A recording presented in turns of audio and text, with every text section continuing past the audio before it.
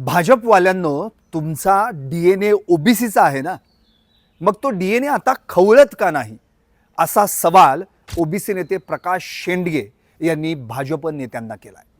निमित्त आहे अर्थात ओबीसी आरक्षणाच्या मुद्द्याचं. मराठा आरक्षणामुळे किंवा जरांगेंनी पुकारलेल्या आंदोलनामुळे ओबीसी आरक्षणावर हल्लाबोल केला जातोय, असं प्रकाश शेंडगे यांनी प्रसार माध्यमांशी बोलताना म्हटलंय. लक्ष्मण हाके हे ओबीसी नेते जालन्यामध्ये उपोषण करतायत.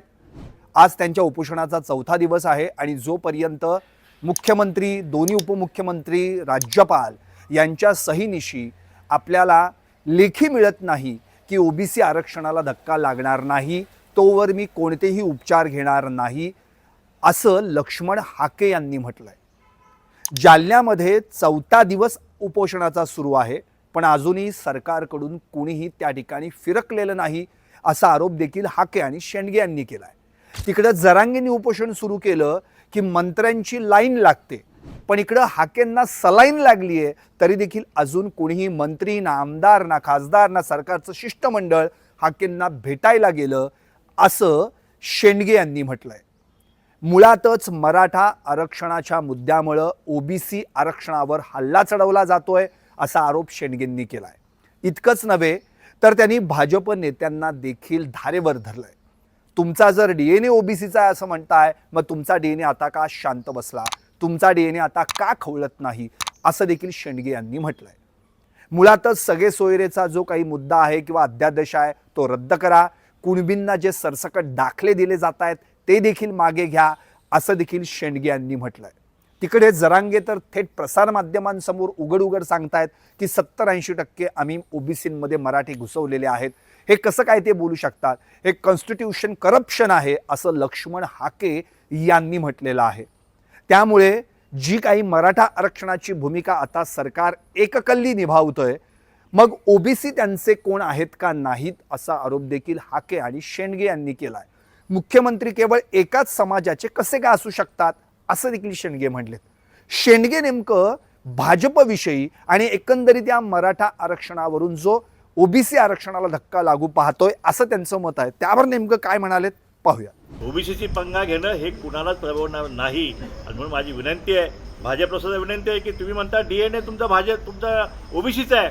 अरे ओबीसी खतरे में आहे, तुमचा DNA कसा शांत बसतो, DNA खवळत का नाही मग? म्हणून तुम्ही ताबडतोब या ठिकाणी ठोस निर्णय करा आणि आम्हाला कळवा, मगच आम्ही बैठकीला लेखी पत्र आल्याशिवाय आम्ही कुणीही बैठकीला आपल्या येणार नाही. म्हणजे नाही, आपण बैठक बोलू, आम्हाला तुम्ही आश्वासित करा, कसं आमच्या आरक्षणात धक्का लागणार नाही, की जोपर्यंत स्पष्ट होत नाही आहे तोपर्यंत हे उपोषण जे आहे हे उपोषण आमचं चालू राहणार आहे. इथंच नाही, अख्ख्या महाराष्ट्रामध्ये हा उपोषणाचा वणवा जो आहे हा भडकल्याशिवाय राहणार नाही. शेंडगे काय म्हणाले हे आता आपण ऐकलं. यावर आता लक्ष्मण हाके यांनी देखील प्रतिक्रिया दिलेली आहे. लक्ष्मण हाके यांचा चौथा दिवस उपोषणाचा सुरू आहे. त्यांनी उपचार घ्यायला नकार दिलेला आहे. त्या ठिकाणी डॉक्टर देखील त्यांच्याजवळ आहेत. पण जोपर्यंत आम्हाला लेखी मिळत नाही की ओबीसी आरक्षणाला कसा धक्का लागत नाही, तोपर्यंत मी उपचार घेणार नाही, असं हाकेंनी म्हटलंय. हाके नेमकं काय म्हटलेले आहेत ऐकूया. ओबीसी कसा धक्का लागत नाही तेवढंच आम्हाला सांगावं. त्याचवेळी जरांगे म्हणतात की आम्ही 70-80% ओबीसीमध्ये घुसवलेले आहेत. ओपन मीडियाच्या माध्यमातून बोलता येते. घुसवलेले आहेत याचा अर्थ काय होतो? हा कॉन्स्टिट्यूशन करप्शन आहे. एका माणसानं जर बोगस सर्टिफिकेट काढलं तर त्याला 2 वर्ष ते 6 वर्ष सजा होते. शासनाच्या संरक्षणामध्ये, तेही लोकनियुक्त शासनाच्या संरक्षणामध्ये लाखो नोंदी या बोगस केल्या गेलेल्या आहेत. या नोंदी अर्लियर करेक्शन म्हणतोय मी, डायरेक्ट खाडाखोड करून खोट्या सर्टिफिकेटद्वारे एका दिवसात हे सर्टिफिकेट दिलं जातं आहे. आणि आम्हाला ओबीसीना VJNTला एखादं सर्टिफिकेट काढायचं झालं 2-2 महिने हेलपाटे घालावे लागतात, पुरावे द्यावे लागतात. भटक्या विमुक्तांना तर सर्टिफिकेटच मिळत नाही. हे मला वाटतं ही घटनाद्रोह आहे. आणि मुख्यमंत्री फक्त एका जातीचे असतात का कुठं? मुख्यमंत्री हे 12 करोड जनतेचे असले पाहिजे. मुख्यमंत्री हे 18 पगड जातींचे सामाजिक न्यायाचं धोरण राबवण्याची शपथ त्यांनी मुख्यमंत्र्याची शपथ घेत असताना घेतलेली आहे. पण मुख्यमंत्री फक्त एका जातीचंच काम करतायत. असा महाराष्ट्रामधल्या अर्ध्या ओबीसींचा समज म्हणजे पक्की खात्री झालेली आहे. एकंदरीतच शेंडगे असं म्हणालेत की जे काही आत्ता मराठा समाजाला आरक्षण देण्याचा घाट घातला जातोय, याआधी देखील त्यांना 50%च्या वर 10% आरक्षण दिलं, ओबीसी वाल्यांनी मान्य केलं. EWS आरक्षण त्यांना मिळालेलं आहे, ते देखील ओबीसी वाल्यांनी मान्य केलं. इव्हन आता त्यांना सगळे सोयरेचे अध्यादेश दिले जात आहेत, कुणबी दाखले काढले जात आहेत. मग ओबीसींवर अन्याय का? मराठे केवळ 10% आहेत, ओबीसी 60% आहेत.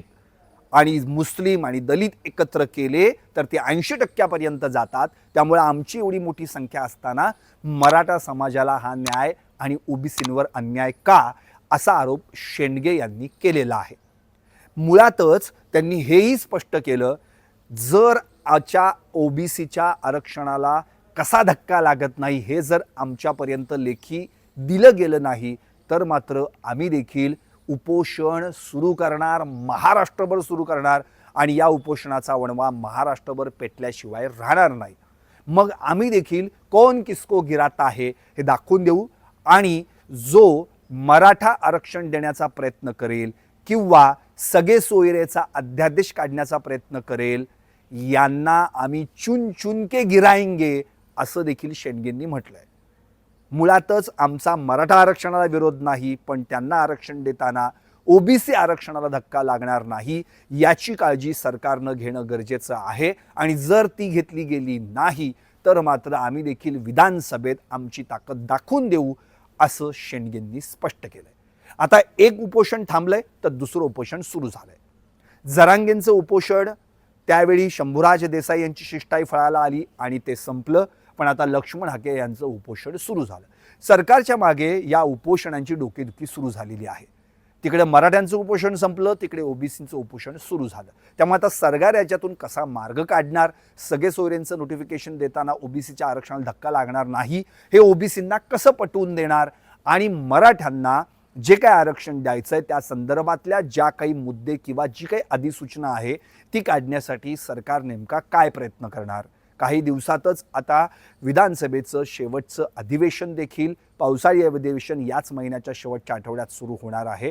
त्याच्या आधीचे जे दिवस आहेत त्या दिवसांमध्ये मराठा आरक्षणाच्या मुद्द्यावरून सरकार नेमकी काय पावलं उचलणार, अधिवेशनामध्ये हा मुद्दा घेतला जाणार का, आणि सगळ्यात महत्त्वाचं म्हणजे 1 महिन्याचा जो अल्टिमेटम जरांगेंनी दिलेला आहे 13 जुलैपर्यंत, त्या 13 जुलैपर्यंत जरांगेंच्या मागण्या मान्य होणार का पुन्हा एकदा 14 जुलैपासून उपोषण सुरू होणार का जरांगे म्हणतात तसं की आम्ही देखील विधानसभेत उतरणार.